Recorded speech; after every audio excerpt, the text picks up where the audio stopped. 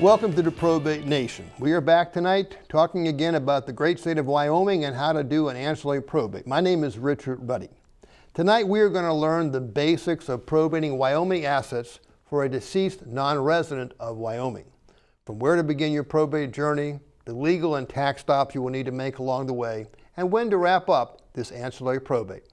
The probate is very much like traveling on a slow-moving steam engine train, which calls to mind the train trip many years ago of a famous U.S. Supreme Court Justice, Oliver Wendell Holmes. When approached by the conductor to confirm passenger tickets, Justice Holmes could not find his ticket. Conductor recognized who he was and said that would not be a problem, but Justice Holmes dissented as justices are apt to do. While he had purchased a ticket, he needed to know where he was going. We are fortunate to have with us tonight Marty Oblasser, a Wyoming probate attorney who knows all about ancillary Wyoming probate, as well as critical steps to be addressed and stops to be made in the course of an ancillary Wyoming probate journey. But first, let me tell you a little bit about Marty. Marty Oblasser is the managing partner of Wyoming's oldest law firm, Corthell & King Law Office. Her practice focuses on estate planning, asset protection, and business creation. She has been a presenter at programs held by Wealth Council, the National Business Institute, Southern California Institute, as well as other organizations. She recently authored, by the way, Wyoming legislation concerning asset protection and served as the project manager for Wyoming's Supreme Court when it was creating its newly formed Chancery Court. Welcome, Marty, and glad to have you with us tonight. Thank you for having me. I'm excited to be here. You know, Marty, before we jump into this topic, what with all of the YouTube videos out there on just about every topic imaginable, so many folks like to do it themselves these days. Is a Wyoming ancillary probate something that can be done pro se without an attorney? No, not in Wyoming. And what I have experienced is talking to personal representatives who actually attempted to petition the court on their own, and the court did not allow it and informed them they cannot represent the estate pro se, which means on their own, and they needed, in fact, to go find an attorney to assist with the process. This is good to know, and the discussion that follows will serve as really an excellent primer before someone actually retains a Wyoming attorney to help them. So let's go ahead and get started. Tell us what ancillary probate really means. Sure. So ancillary probate means that there is a simultaneous probate going on somewhere else, and there is a need to do another probate process, whether it's going on at the same time as the primary probate process or it's subsequent and occurring after the primary probate process has been completed. There is a need to come to Wyoming, and assets need to be dealt with here. So what assets typically need to be probated in Wyoming by a non-resident decedent estate? Usually what we see is that the decedent may own assets such as real estate in Wyoming. They may own property in a vacation spot or a little cabin. They may have mineral interests. And sometimes we see other property maybe at a local bank, but usually it's real estate. So who then would actually need to undertake ancillary probate in Wyoming? I mean, I think we know we need a lawyer, but would the non-resident fiduciary be the petitioner in that particular case? Sure, they can be, but it's important to note that if you are not a resident of Wyoming and you're trying to be the personal representative of an estate in Wyoming, then you must have a resident in Wyoming say, I will be the resident agent, whether that's an attorney or a friend, somebody local on the ground. So it could be somebody who takes it on themselves in Wyoming that's a resident here, or they just work with the out-of-state personal representative. So the purpose behind that particular requirement, which we have the same requirement here in Virginia, is so that the court has someone to serve in case there's a dispute, or if a creditor has a dispute, they have someone to serve so we can have a legal hearing. Exactly. So let's talk about what court actually oversees Wyoming ancillary probate. So Wyoming's a really small state, as you mentioned, and so we have a court of general jurisdiction in every single county. So wherever the property is located, that's where the probate is going to be filed, and it's called the Wyoming District Court. There's no specific probate courts in Wyoming and no specific judges to handle it. Okay. Now, I know from our earlier program about Wyoming probate that there are different options available to probate. So, in a state in Wyoming, whether it's a ancillary probate or not. So, what are those options for an ancillary probate? Sure. So in Wyoming, there can be a short form procedure or a small estate done if the estate is worth $200,000 or less, whether or not it has real estate, or you can do a formal probate. All right, let's go ahead and turn our attention to the common assets in ancillary probate. So, you mentioned in our that the typical assets that you see would be real estate, vacation homes, mineral rights, a cabin, family ranch. I know that the mineral rights can be very, very challenging, not only to probate, but if you didn't want to probate them, even to transfer them because of the need to use a landman. You want to talk a little bit about that? 'Cause I think we do see a lot of folks with mineral rights floating around in Wyoming. Absolutely. We are a very natural resource rich state. And so we have a lot of mineral rights that people own.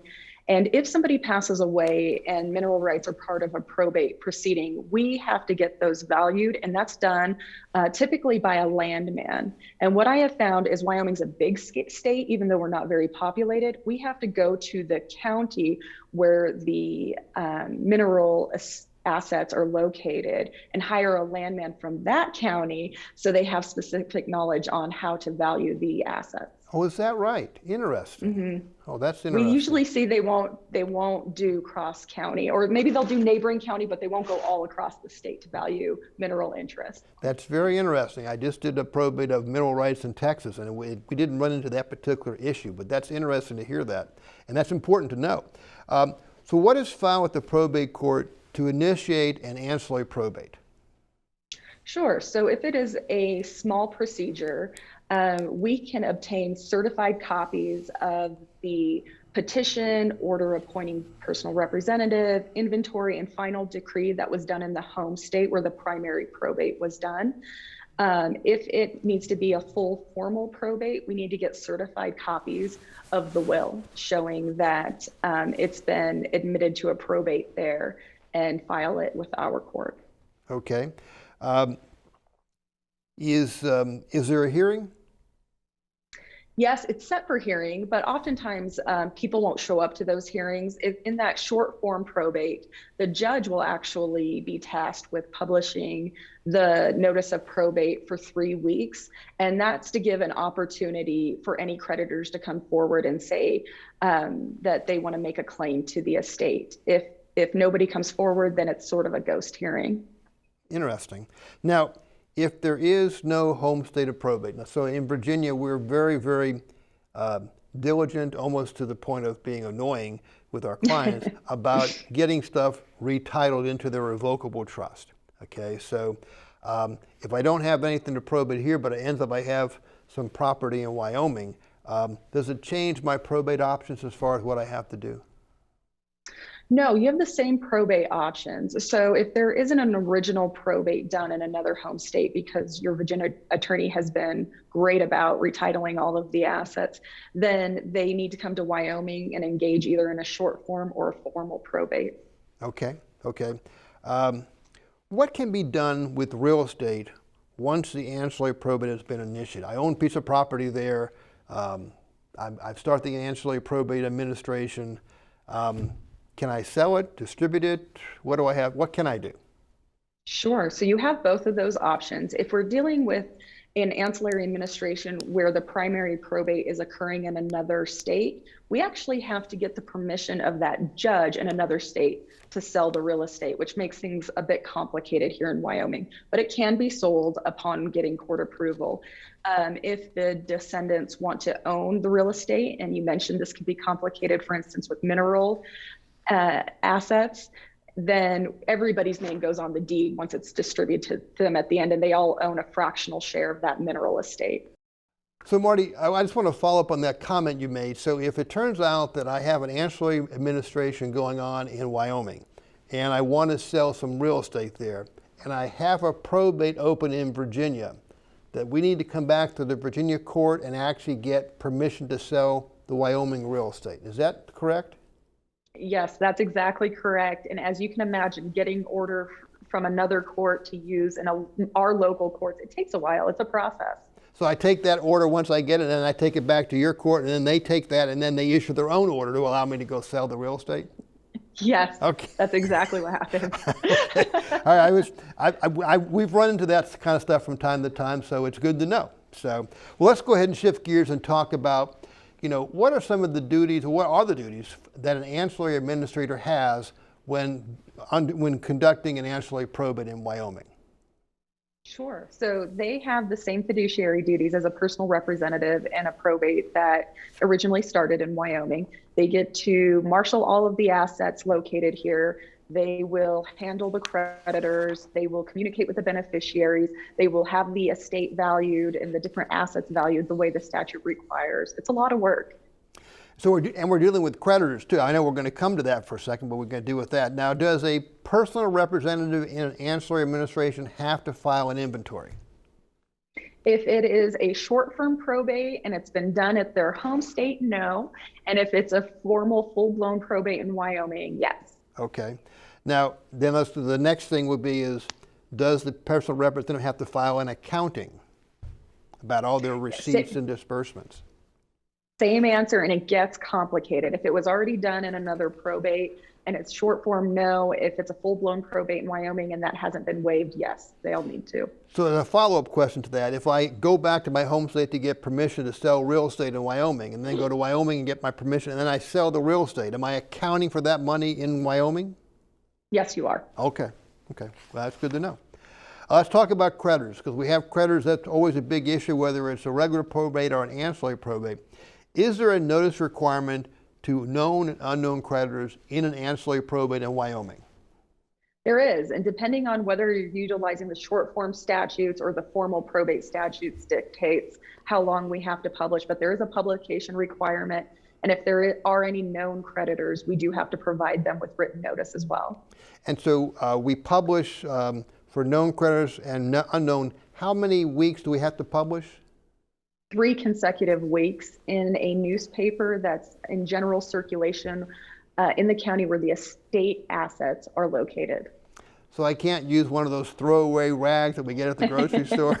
Is that right? Yeah, we're not letting you publish in the penny saver. Yeah, there we go. Okay, so, and the purpose behind giving that notice is to be fair to the creditors and the estate. But what are we trying to do with the creditors? Give them a chance to make their claim? Exactly. And if they don't make their claim within the time allotted by statute, then they are actually barred from ever coming back and making a claim. So it kind of gives that finality and it allows the estate to move on. So that's important. So from an administrative standpoint, we always want to make sure we've got that notice published so we can actually cut off their claims and know we are good to go. Exactly. Now that the claims are filed in the district court, or are they filed with the personal representative? They are required to be filed in the district court in duplicate because theoretically the court is supposed to send the personal representative a copy, but practically what we see is it gets filed in the district court and they send a copy to the personal representative as well. Okay. And then of course the the personal representative, gets that claim, and then they have to figure out whether they agree with it or don't agree with it, or if they don't agree, then they figure out whether they want to litigate it or negotiate. I mean, have you been that experience before? Have you gone through that before with your clients? Yes, unfortunately. At that point, we can decide whether or not we're going to pay a claim, we're going to try to settle a claim. We can reject it altogether, and the creditor then can sue the estate, and we go through a full-blown lawsuit that way, and that delays the administration. So yes, that happens frequently. So let's talk a little bit then. Let's go. We've gone through all of our creditor stuff. We've cut everybody off. We don't have any disputes about any outstanding creditor bills. We want to wrap up this ancillary probate. So how do we go about doing that? Sure. And again, it depends on whether it is a summary procedure under the short form statutes or the formal probate. Okay. But if it's under the short form statutes, if nobody objects within that 3-week period, then the order from the other state that we received certified gets filed with our court, and then the estate can be closed and the administrator can be petitioned to be discharged as the administrator. In a full-blown probate, you have to do a final report in accounting. A hearing gets set on that matter, and then you can ask the court to discharge you from your role after the distribution's been made. Okay. All right. So typical time frame for a formal ancillary probate, as opposed to a summary proceeding. How long are we looking at typically? You know, when we're dealing with an ancillary administration, it really depends on the other courts. And because we are waiting for certified copies of documents, which sounds easy to get, but it's not. We might be waiting on orders from other courts to sell real estate. And so I would say you can expect to wait well over a year in Wyoming for that. And let's talk again, in an ancillary probate, what are we looking at as far as fiduciary fees? What are we looking at as far as attorney fees? In a formal probate situation, it's set by statute, and it says that both the fiduciary and the personal representative will receive 2% of the gross value of the estate. If it is a short form probate, typically what we see is the attorney just keeps track of their time and charges on an hourly rate. Okay, so it's important to remember that as we start to talk about some of the things we're going to come up in a second. So let's talk, which we're turning to now. How do we plan? What can we do to avoid ancillary probate? So we just talked about the types of fee costs. So if I have a $500,000 or $1 million piece of real estate sitting in Wyoming and I have to do an ancillary probate, it's going to cost me $20,000 in attorney fees and another $20,000 in fiduciary fees? It could. It absolutely could. And if we're trying to avoid that, a good way is to ensure that your revocable living trust is properly funded. All of the assets are properly aligned with that trust. If you own the Wyoming asset with someone else as a joint tenant with rights of survivorship, for instance, that will help it avoid probate when the first person passes away. So there are a couple options out there. And the other thing we see as well, but I don't know whether Wyoming has this, do you have what we refer to as the transfer on death deed? We do. We enacted it about a decade ago, and it works pretty well in Wyoming. So that's kind of a cool little tool that it might be some issue why you can't actually deed the property into revocable trust or share it as joint, maybe for lender purposes, but you can do a transfer on death designation so that it takes place, it actually transfers on the death of the owner. So that's a good tool. So, the other thing would be is we have people that live in Virginia or live in Missouri or live out west someplace, and they decide to go ahead and pull up their tents and go ahead and move to Wyoming, where they have their house, their vacation home or their cabin or whatever the case may be. As they come into your office with all these estate documents that have been beautifully done by another wealth counsel lawyer, we typically would see revocable trusts, powers of attorney, medical decision-making documents, wills, and the such. So let's kind of walk through what those people need to do now that they've taken up residency in Wyoming, and let's just start with the revocable trust. Written under the laws of, let's just, for purposes of discussion, let's just say it's Virginia. Written under the laws of Virginia, I'm now presenting you with a Virginia revocable trust and I want to make some changes. How are we going to go ahead and do that? Or should we do that? Sure.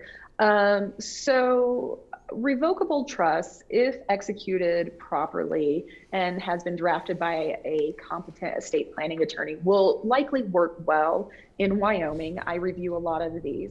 Some things, since we have such favorable trust laws, people will want to actually domicile their trust in the state of Wyoming and change how the trust is governed, and that absolutely can be amended and be done. That's not a problem. And so in doing that, as you do the amendments, what you would do typically is is change the law that governs the document and make it Wyoming so we can have all those Wyoming laws. Is that right? Exactly, Okay. exactly. How about the will? I've got a pour over will for my revocable trust. Is that going to work in Wyoming, or do I need to do a new will? That will likely work in Wyoming as long as it was executed in a way that our statutes say is valid. So there were two witnesses who witnessed the signing. It will work in Wyoming. So Marty, the last set of documents that we would typically bring to Wyoming would be a durable financial power of attorney and a medical decision-making document. And our concerns have been that many states will actually require some very specific language. So does Wyoming impose those types of requirements? Do we need to update those documents? That's a great question. And it's interesting because institutions who accept the powers of attorney, their medical power of attorney, they don't necessarily have a set standard. So, yes, Wyoming has now implemented the durable power of attorney to look a certain way and contain certain provisions, but they don't have one for a healthcare power of attorney. But what we do see is that whenever dealing with powers of attorney, the institutions in Wyoming like to see them updated every 2 years to ensure that someone is still wanting the person selected, the agent selected to make their decisions for them. So every couple of years, that would be one of our little tripwires. Well, let's turn to lessons learned. Okay, you've done a bunch of ancillary administrations over the years. What are some of the lessons you've learned about what works and what doesn't work in handling an ancillary probate in Wyoming? Sure. So I think my first lesson learned would be, if at possible, avoid an ancillary administration just for the headache of your loved ones, because they might not even know that you own assets in another state, and that's hard to track down in itself. So, but if we can't avoid that by creating a revocable living trust and making sure that it's properly funded, then we need to ensure that your assets are going the way that you want them to go in Wyoming. So having the right documents in place, ensuring that who's receiving the assets, it's done in a way that's thoughtful and not just created by our Wyoming legislature, and absolutely cut off that creditor deadline in order to make a claim against the estate. That's very important, and it allows everybody to move forward, including the administration of the estate. Yes, I think that the point is well taken, especially when you compare the cost of funding into your revocable trust versus the cost to actually do an ancillary administration. I mean, as we talked about, it can be fairly extensive and fairly expensive not to do it. So we really encourage folks to get things funded. Well, let's go and get some final words of advice that you might want to share with folks about steps to take, pitfalls to avoid. I know you mentioned about getting funded, but please share any final thoughts you may have with our viewers. Sure. Well, I think the first one, I'm a huge advocate, as you can tell, of utilizing a revocable living trust and it being properly funded so that we don't have these other concerns. But if that's not the case, I think letting your loved ones know where to look to find your will and to be able to know where to locate your assets so they're not trying to do a nationwide search, and really utilizing an attorney that focuses in this area and can help you effectuate your goals in a way that's meaningful and helps families stay together, because that's the parallel inheritance. Not only will they receive assets, but we also want the family bonds to remain strong as well. That is so true, and that's excellent advice for someone that obviously cares about the family. Because in the end of the day, I mean, we're passing assets on to somebody, and we want to give it to them so they can enjoy it as a family in their own individual way. You know, I want to tell you, thank you so very much, Marty, for visiting with us today on the Probate Nation, for sharing with us, your both an overview of the ancillary probate in Wyoming, as well as your advice about things to do and not to do in the course of an ancillary probate. Valuable information, a great public service for those viewers faced with the need to initiate an ancillary probate in Wyoming. So again, thank you so very much for taking the time today. Thank you for having me. This was great. You're very welcome. Without a doubt, probate can be complicated and confusing, especially if you need to undertake an ancillary probate of Wyoming assets, such as a second home or mineral rights inherited over the years. Marty has given you an excellent introduction to the Wyoming probate process, including steps to take, pitfalls to avoid, and if you heed her advice, your Wyoming ancillary probate train ride should go a bit more smoothly. But I would be remiss if I did not emphasize that Wyoming courts will not allow a probate to be conducted pro se. You need to hire a Wyoming attorney to handle the Wyoming probate. The guidance of an experienced probate professional will help you avoid unnecessary work, delays, and additional fees and costs. This brings us to the conclusion of our show. Hope you found the show helpful. Replays of all shows can be viewed on the Probate Nation website and YouTube channel. On behalf of the Probate Nation, thank you for visiting with us.